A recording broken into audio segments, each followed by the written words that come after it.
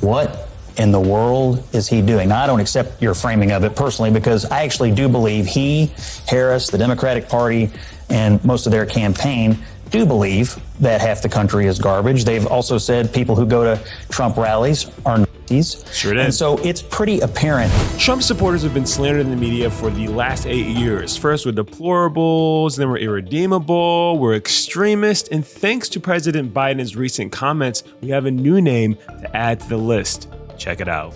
Or Puerto Rico, where I'm in my home state of Delaware, they're good, decent, honorable people.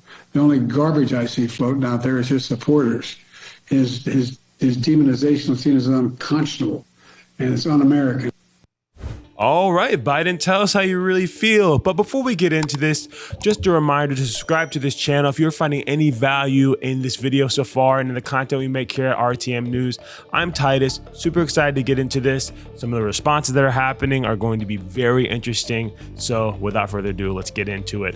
Up next, we have a video from a panel on CNN of some responses to this comment made by Biden. Obviously, some people have reason and others are, going to be defending the Dems no matter what they say, no matter what they do. But I'll give you quickly my thoughts on it. We all know this is what they always thought about MAGA Republicans or anyone that wants to have a secure border and a thriving economy and doesn't believe that just because liberals say so, things are okay, or at least liberal politicians. And so, we don't trust the Democrats anymore. They don't actually do anything but to benefit their own selfish interest. And the CNN is their go-to. It's funny that Jake Tapper said that he wouldn't say CNN is a ally to the Kamala campaign. And JD Vance completely roasted him and said, maybe they're not watching because that's 100% what it is. But anyways, let's get into this next video of the CNN panel. That's, well, you'll see. Say though, Bakari, he was in his house, the White House. He was in his house doing this, and the reporting is that there are places that he can be useful, but he's not everywhere like you might expect a sitting president to be for his vice president. I don't know that I would expect this president to be everywhere in this moment. I mean, look, a critical element, any coach will tell you, any CEO will tell you, a critical element of running a team and winning is assessing the strengths and weaknesses of your team members and making sure you allocate them in the right way. Joe Biden has never been a big arena speaker. He's never been the most fluid speaker. And by the way, as someone who had a stutter growing up, it's very obvious to me that there's an apostrophe at the end of supporters there. He was referring to the garbage spewed by supporters, not simply the supporters themselves. But Joe Biden has been on the campaign trail. He's best getting ice cream in Maryland like he was today. He's best showing moments of empathy in Arizona like he was last week. He's best with union folks as he was in Pittsburgh last. These people are so deluded. They're so deluded. As someone who has a stutter as a kid, Joe Biden did not have a stutter before 2020. He did not. He's old. He has dementia. There's something going on in his brain. The dots are not connecting. That's what the problem is. He doesn't have a stutter. There's something wrong. And we all know it. That's why there was a coup that got him kicked out of his position and it was given to Kamala. He had a stutter and, strengths and weaknesses.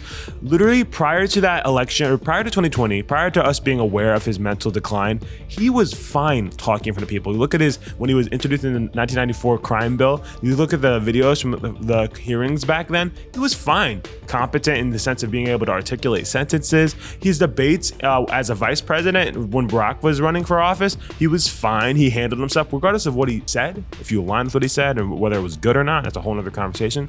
But he was there. He could communicate. He could handle a big arena, a room. There was no issues in terms of how he could speak and communicate and go out and campaign for people. He was literally the vice president for Barack Obama.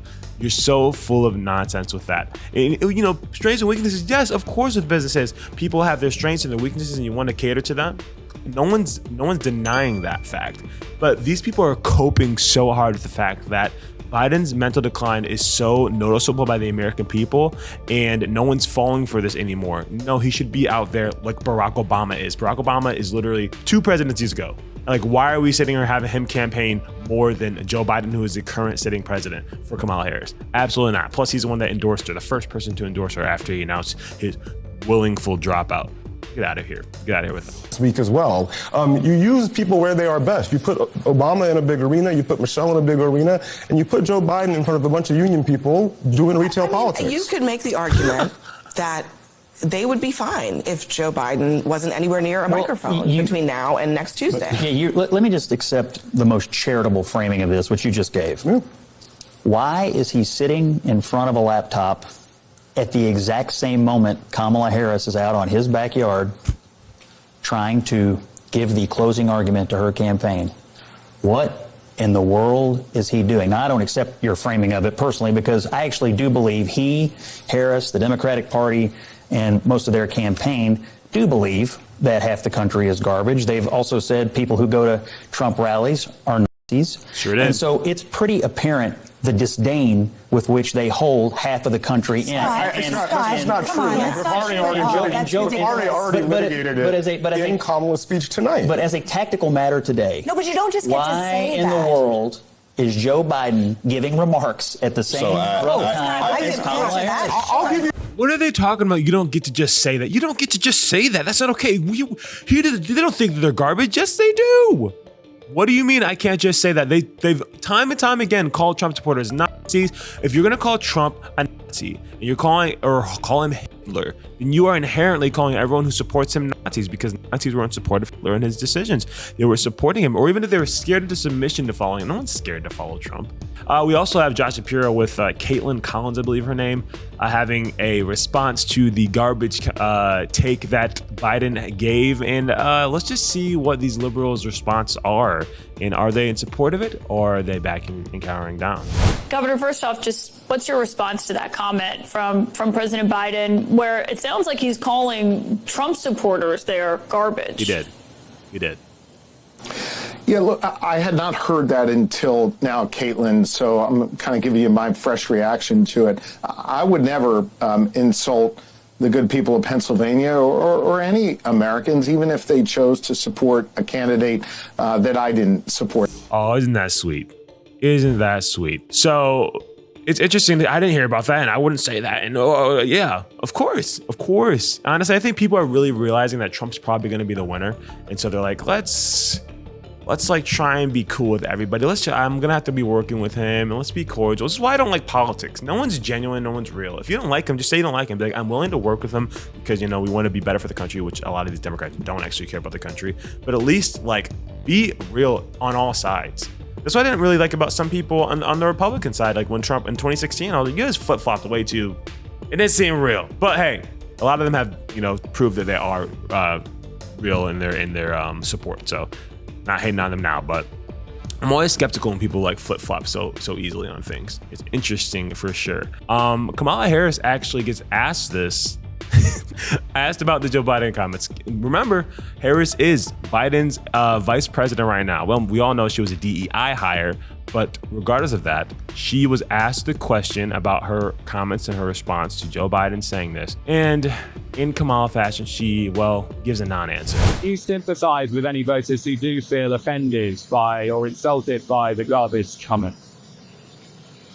I am running for president of the United States. I will be traveling to 3 states today to do what I have been doing throughout, which is talking with the American people about the fact that, first of all, I get it in terms of the concerns they have about challenges like the price of groceries.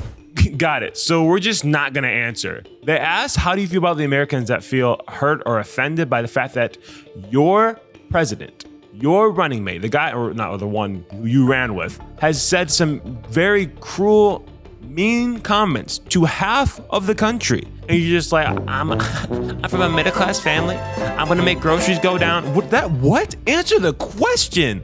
That's insane.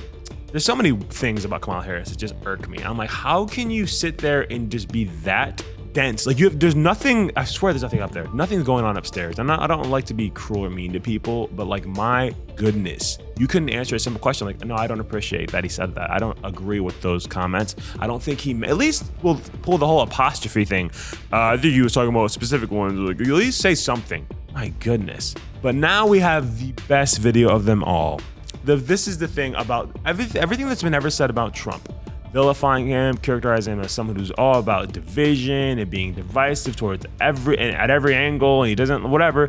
This is his response to hearing about Joe Biden calling his supporters garbage, and it's not what you would think, or at least it's not what would have been portrayed in the media, but this is who he truly is. That's what it says. The only garbage I see floating out there is his supporters. So you have, remember Hillary, she said deplorable? And then she said irredeemable, right? But she said deplorable. That didn't work out. Garbage, I think, is worse, right? Yeah. But he doesn't know. You have to please forgive him. Please forgive him, for he not knoweth what he said. Terrible to say a thing like that, but he really doesn't know. He really, honestly, he doesn't. And I'm convinced that he likes me more than he likes Kamala. And that's President Trump for you. He forgive him, for he knows not what he says. Like, what he's like, okay, he doesn't, he's like, they say these things all the time. We're used to it. We get called all these names. It is what it is. We don't really care. It's unfortunate. It's unnecessary. And he's like, I think he likes me more than Kamala anyway. I think he's trying, he wants me in office. I genuinely think it's what it is. And honestly, after his comments on The View about how he delegates policy to Kamala, foreign and domestic, it is kind of a slap in the face to her campaign, considering that means she could have done things during this administration and she hasn't, and now she's promising she will, and we all know she won't. But anyways, guys, that's all I have for you today. Thank you so much for tuning in at RTM News. Do not forget to subscribe if you got some value from this video, and make sure that you're commenting and engaging. We'll see you next time. Peace.